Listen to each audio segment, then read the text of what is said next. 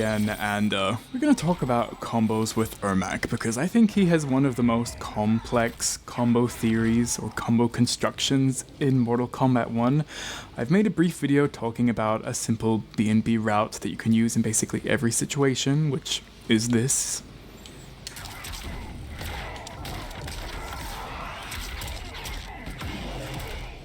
Which does decent amount of damage, about 30%, no matter kind of what starter you get, whether it's meterless from something like this, whoops,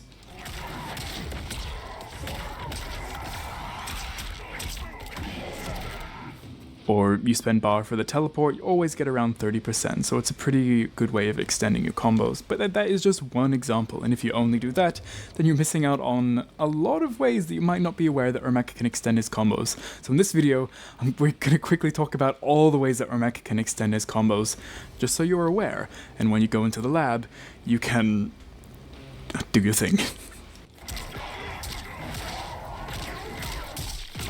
Just as an example, you can use it to go into itself as another way of looping. So you've got that cancel, then we've also got our float cancels, which can achieve almost the same thing, but you just have to do it off of different buttons. Whereas this, like dash cancel, can be done off of standing 2 and standing 4, if you're fast enough. Our float cancels are done after forward 4 and forward 2.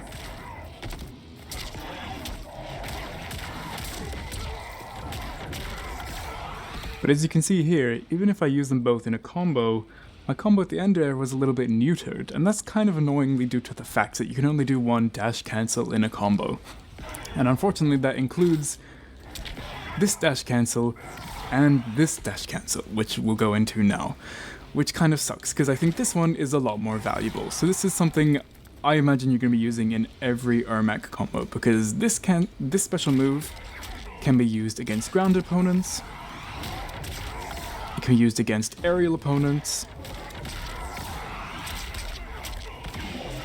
and it always leads to a nice solid chunk of damage, and it's probably the special move or the combo route you saw me use in the combos you can always use with Ermac video.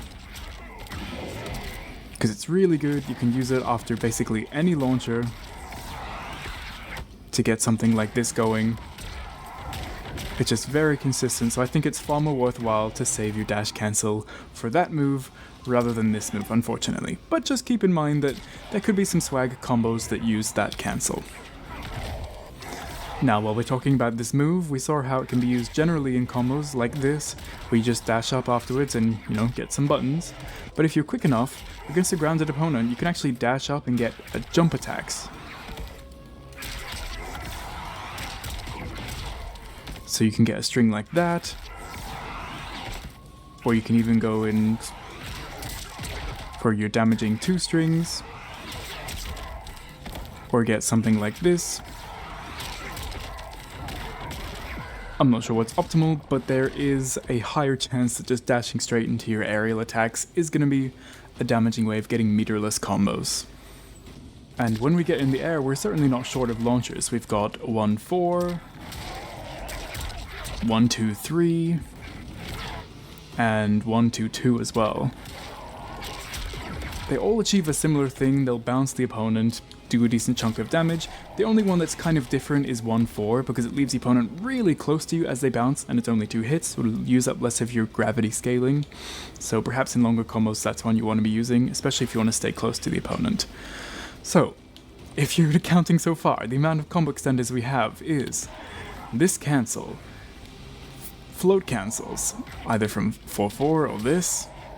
We've also got this special move, which can either be used to dash in for grounded buttons or aerial buttons. We've also got our 3 aerial strings that bounce the opponent, and we've got more. So next we've got the classic, we've got the lift, which is a very simple combo extender. We're starting to spend meter to extend our combos now. It's pretty simple.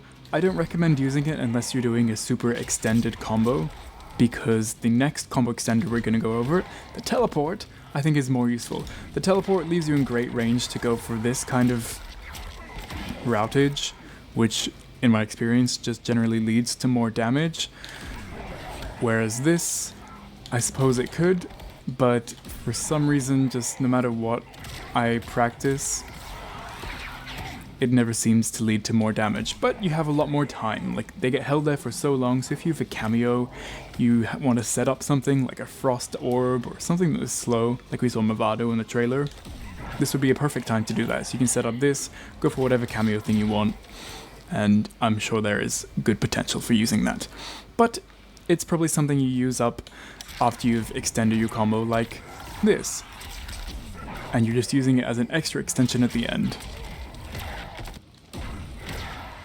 Then now I also mentioned we have EX Teleport, and this kind of just launches the opponent in the air, and you recover fast enough to go for the same combo routes we've been doing.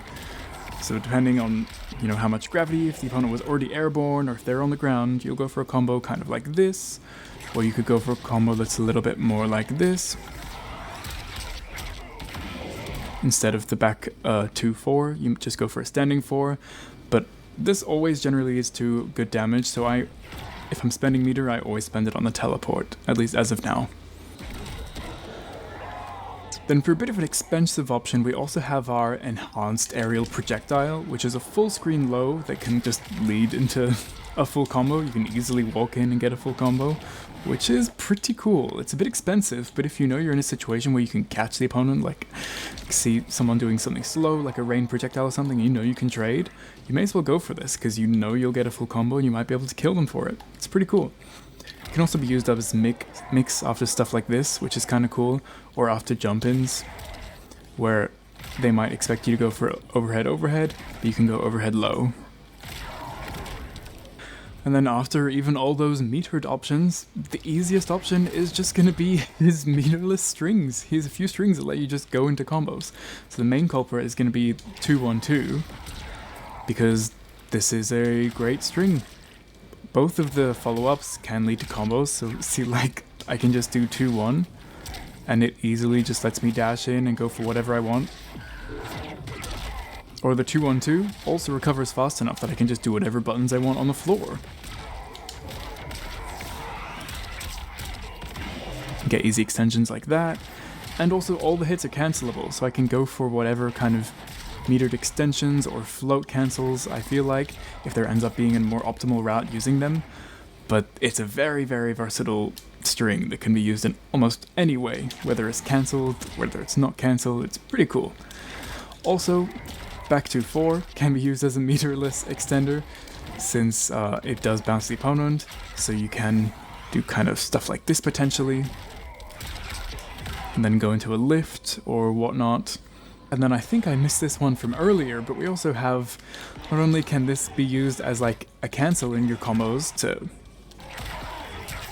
get things going that way, you can also just fully hold it down and it leads to a stun.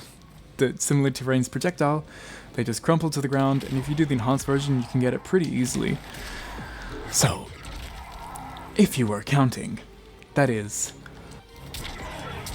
1, 2, 3, 4, but in multiple ways as well, 5, 6, 7, 8, once again in multiple ways,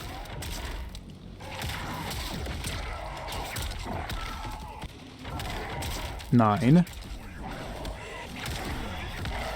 10 ways that Ermac can extend combos without even thinking of using a Cameo. When you add in all the options that Cameos bring to the game, the options for combo routes become infinite. You can use freezes at any point, you can use Serena side tosses, you can use ambush grenades. Like during these cancels, like the options become really, really quite scary, the amount of combo routes he has there. So just to give you some perspective, Ermac can extend his combos in a lot of ways, so just keep that in mind.